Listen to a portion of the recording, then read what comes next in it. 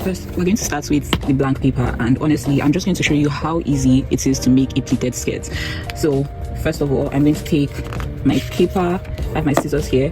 You only need 2 measurements for this skirt. You need your length, and then you need like the width of your fabric, and you're only cutting 2 pieces, the body of the skirt and then the waistband. So first of all, I'm going to work on the body of the skirt. So we're assuming that this page here is our fabric, right? And I have it laid out. This is the width and this is the length. The first thing that I'm going to do is to measure the width of my skirt. So because this is just based on assumptions, this is just like an explanation, we're just going to take the actual width of this paper as the width of our skirt, right? So, and then you get this width by taking your waist measurements and dividing that by, taking your waist measurements and multiplying that by 3.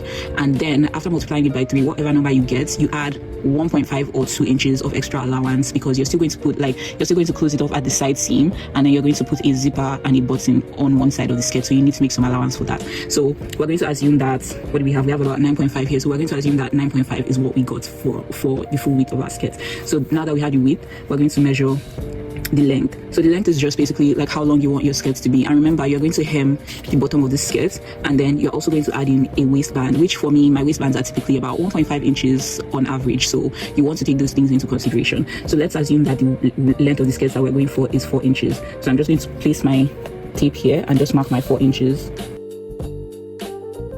You just want to mark it several places, and then use your ruler. I do not have your ruler. Use your ruler to connect those points, because you want a straight line. And there we have it. So we're just going to cut this out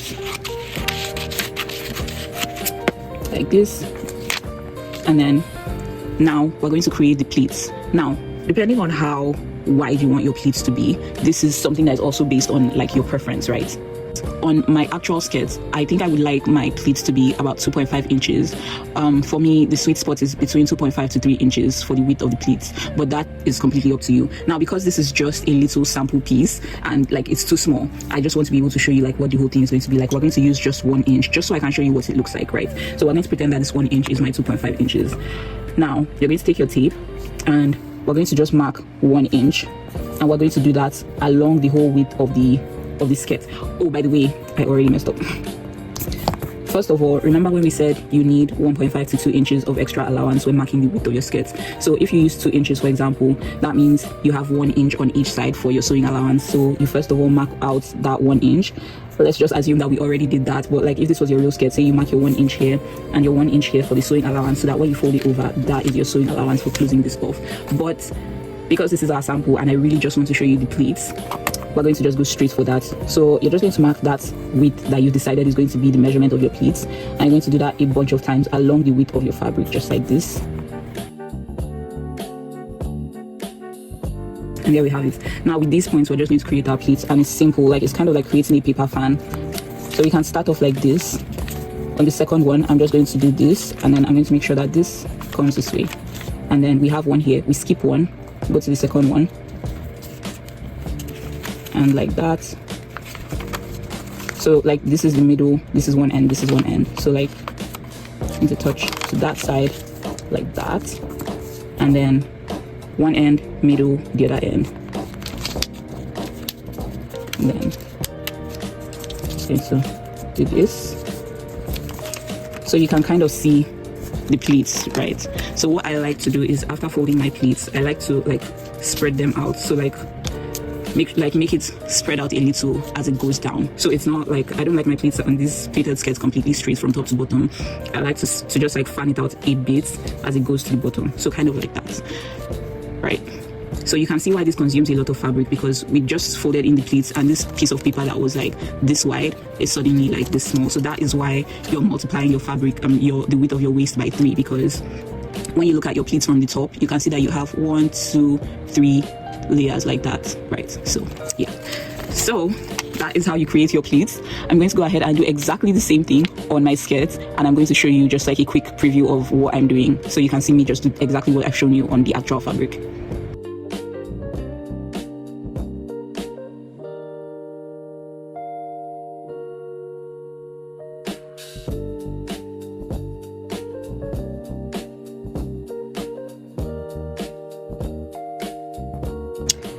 And here we have it. So I've clipped down all of my pleats, and like I told you, I kind of like to spread it out so that like it's wider at the bottom than it is at the top, and this is what I have here. So the next thing that we're going to cut, the second and final piece, is the waistband. So I already have my fabric folded over here, and the measurement that you need is that same waist measurement that we took earlier. So your waist measurement, you take that and you divide it by 2, and then whatever you have, you add an extra inch because we need some sewing allowance for it, and then you measure that width. And then in terms of how thick the waistband would be, this piece that we're cutting now is going to be folded over. So depending on how wide you want yours to be, like I said, I typically like to go for about 2.5 inches, a little more, a little less.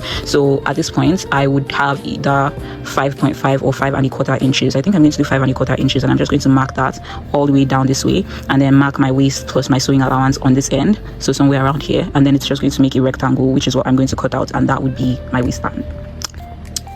Alright, so this is what my waistband looks like. Like I said, it's just one rectangle. Now for the rest of my skirt, this is what it is, and I'm really just going to like top stitch here, and I'm going to do that for about 3 inches. I don't know, I see that on a lot of the other pleated skirts, and I think it just like helps to reinforce the pleats, and also because this is leather, so I'm not going to be able to press it with an iron like I would regular fabric. So I think this would also help to like hold the pleats in place. So I'm going to do that for about 3 inches on each pleat. So each of these folded edges that you see here, I'm going to sew for about 3 inches. I'm going to do that for all of them. Our pleats are all top stitched, as you can see, and so I have my skirt laid out like this, and I'm really just going to fold it over and then close that end up to somewhere around here, so I can leave room for my zipper, and we'll go ahead to do the waistband up here. So the next step would be to close that end of my skirt to hem, and then I'll come back so I can explain the process for the waistband. I was 2 years old when I found out that you can actually iron leather, which, like, in my defense, this is only the second time that I'm working with leather fabric, but basically I was able to iron my pleats, so I'm really happy with what it looks like right now. I simply just put, like, I spread a lighter fabric on top, and then I put my iron on a like sort of medium heat, so not too high because you don't want it to be too hot, and then not too low because we still need that heat. I spread it on top and I just like gently pressed, and we have our pleats nicely pressed, and the hem is also pressed, and I really love that. I love how it looks right now.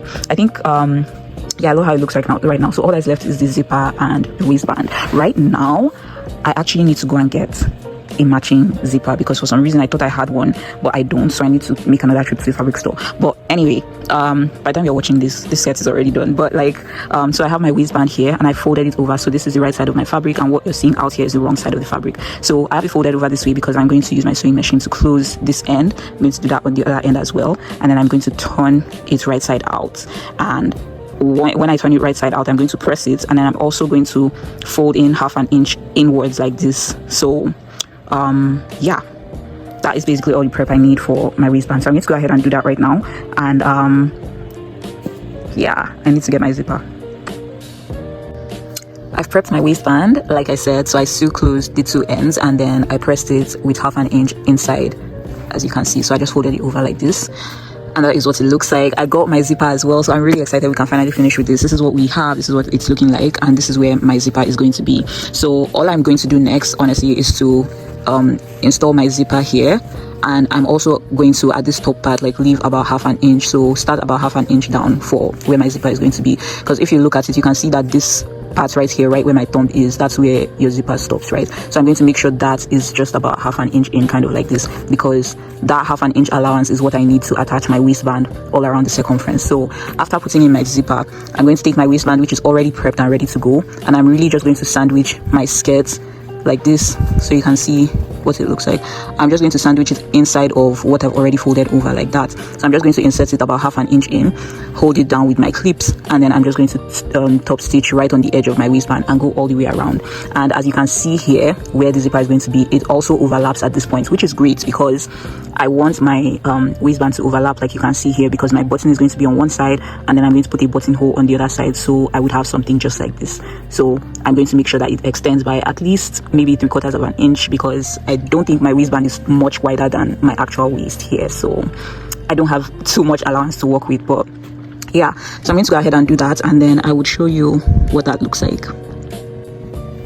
I've installed my zipper, and this is what it looks like. So I just wanted to show you how I sandwiched my waistband, like my skirt, into the waistband, and so you can see this is what it looks like right where the zipper is. So that edge right there where it has like the clippy thing that ends, that's okay, the stopper for the zipper, that's what it's called.